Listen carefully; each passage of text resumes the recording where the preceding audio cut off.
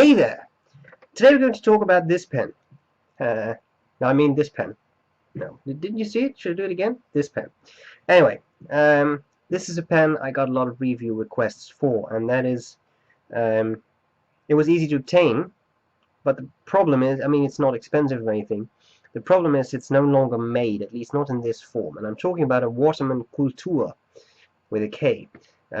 I got the demonstrator, which I think was produced for the last time in January of this year, which is a huge pity because the pen is inexpensive and it's not bad at all. You can get other Kulturs, so you can get a sort of a blue version, which I think has a translucent section. I'm not even sure about that, and it has some sort of translucency going on, but it's not as clear as this one.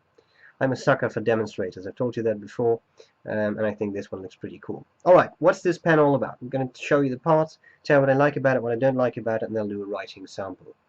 Let's start on top of the cap. The top of the cap is quite weird. There's some weird stuff going on. You see that really weird black dome, and then you have this clip. The clip has that opening that all Watermans, at least the ones I know, have, than the modern ones. The clip, refocus just a little bit there. The clip is spring-loaded, which is quite nice. I like that. It has that Waterman logo on there in the hexagonal shape.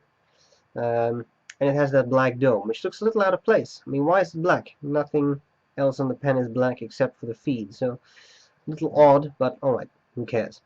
You can see the nib and the feed through the cap, which I think is extremely cool. I always hate it when they put white inner caps on demonstrator caps. You have this sort of shape thing going on there, which looks more spectacular than it really is, I think. And you have Waterman right there. It says, yeah, just Waterman. You have the barrel. The barrel is completely clear, as you can see. You can see the converter in there. You can see the threads of the section, and that's pretty much all there's to it. The cap just slips off. Very comfortable to post. It doesn't click in place, but it feels like it clicks in place, and it's really secure, so it will not actually get dislodged or anything. Here you have the section. The section is see-through too, which is excessively cool. I always love that. As I said, I am a sucker for demonstrators, but it's just cool. Look at that. All the way on this side, you see this sort of metal thing? Well, that's actually the nib, you see, and then that black thing, that's the feed, and right now there's ink in there, but if there was no ink in there, you can actually see the whole feed with all its fins and all that stuff. I think that is cool. Then again, maybe I'm quite weird, but I love that stuff. Alright, unscrew the barrel, you have a converter. The pen doesn't come with a converter, and this is a universal converter which just fit on there. I thought they only took actual Waterman converters. My pen did come with a one of those Waterman cartridges, the big ones, so you can actually start to write straight away should you get this on eBay or whatever. I got it from some Dutch auction site, but you should be able to pick this up where you want. The big question, can it be eyedropper converted? The answer is yes. I tried it, it works. The barrel is all plastic. No holes, no annoying stuff. They actually thought about that, which is cool. There is one bit of metal, and you see it right there, but the ink doesn't come up to that level, you see, because you just put some silicone grease right there. You don't have to use an O-ring, just put silicone grease on there and screw this tight, not too tight because it's plastic and it will crack, but you know, it should work. As to the section, look at the shape of the section, nicely tapered, a little bit of a flare there, pleasant to use. I kind of enjoy holding it. Now we have the nib. The nib has the Waterman logo on there. It says Waterman Paris F for fine, of course. It has some interesting decorations going on. And it's a pretty big nib for such an inexpensive pen. I was impressed. Focus. I was impressed with the size of the nib, so that's quite cool. What do I like about it? What do I not like about it? Whoops. It's a very light pen, as you can see. Works well. I love that posting. Makes for a nice, actually pretty big pen, I would say. Even unposted, it's very comfortable to use for me. Section is really nice to the touch. There is a bit of a step down there. I don't know what it's for, but it's there. It's very, I mean, it's minimal. It's not even a millimeter, but you do feel it. So if you hold your pen a bit higher, you're going to feel that, especially here, the underside of your middle finger, I would say. But if you hold it really the way it's supposed to be held, you shouldn't really have an issue with that, I think. The nib is fine. I'm not sure whether you could even get this with other nibs. I just don't know. It's fine. It gives feedback. Some people would describe it as scratchy. It depends a little bit on the paper, of course. On cheaper paper, it does give you quite some feedback. On good, high-quality, smooth paper like Rhodia, it's pretty nice. And actually, you know, I don't like fine nibs, but I did like this one because it's quite wet, and that lubricates it a bit, makes it a little bit less scratchy.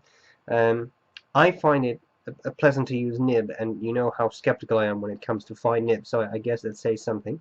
And especially, did I say says something? Well, you know what I mean. Especially as it's such an inexpensive pen. I paid 10 euros for the pen, and you get a pretty smooth nib for that. I mean, I don't think this is any scratchier than, say, Platinum Preppy nib. So, you know, that's another inexpensive pen. Alright, I want to take some measurements. Any stuff I don't like about the pen? Well, you have that little ridge I talked about. Apart from that, I just like the pen. Simple, but it will get the job done. Okay. Capped, I mean. It's a good 135 millimeters. That is 5 inches and about 20/64 of an inch. Uncapped. It's a bit smaller, of course. I get 127 millimeters. That is, well, just about 5 inches. It's a pretty thick section, I think. Narrowest point, right there, is just over 9 millimeters, and the widest point, okay, I'm going to give you the widest point. That's about 11 millimeters up to this point, but where it actually, that's just holding that ridge, just above that ridge. If I go down to the actual point where it meets the section, we're talking about 12 millimeters. So it's a pretty stubby and fat section, and yet I like the pen. So pretty cool. Check these out if you're looking for this must be one of the least expensive Waterman pens you can get. Waterman makes decent pens. It was one of my first serious brands. I loved it then, and I still do. Pretty cool. And I think we need a writing sample. That's what we're going to do next. I hope this was useful, and I'll see you later. Bye bye. Alright, writing with the Waterman Kultur.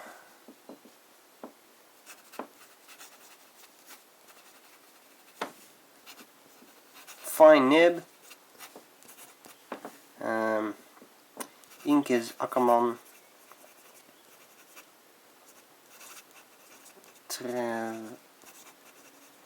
Turquoise, which just about fits. Alright, writing.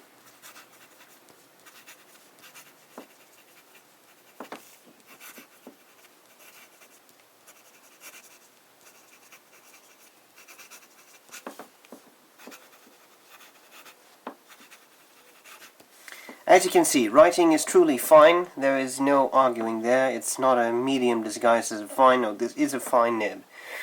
Being a fine, it has some feedback, which tends to come with fine nibs in my experience. For some reason, I don't find it unpleasant. It's not a scratchy nib to use, but you will feel that you're using it. It's hard to express. And I'm convinced that there might be people who would find this scratchy, too scratchy for their needs. But because it's nice and smooth, I don't really think you notice that feedback so much. Let's do a bit of fast writing.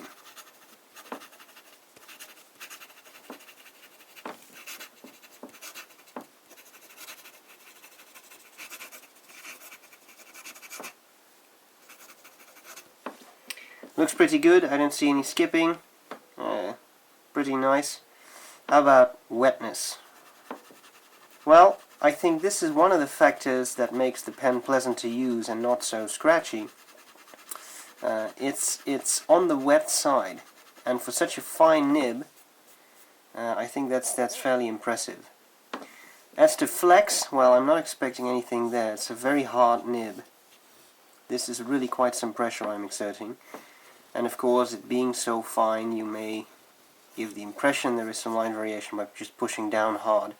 As you can see, line variation is not extremely pronounced. Nevertheless, as I said, even though it gives you some feedback, I don't find it unpleasant. So if you have a chance to check these out, I think they make pretty nice daily carry pens, cheap knockabout pens, and yet I think it still looks pretty cool. Even, I mean, low price notwithstanding. So, oh yeah, I was also going to write upside down, right? I almost forget about that. So this is very dry and very scratchy. I don't think the pen is very suited for that. You see it immediately picks up when you turn it around again. So, that's what we have. I hope this was useful, and I'll see you later. Bye bye.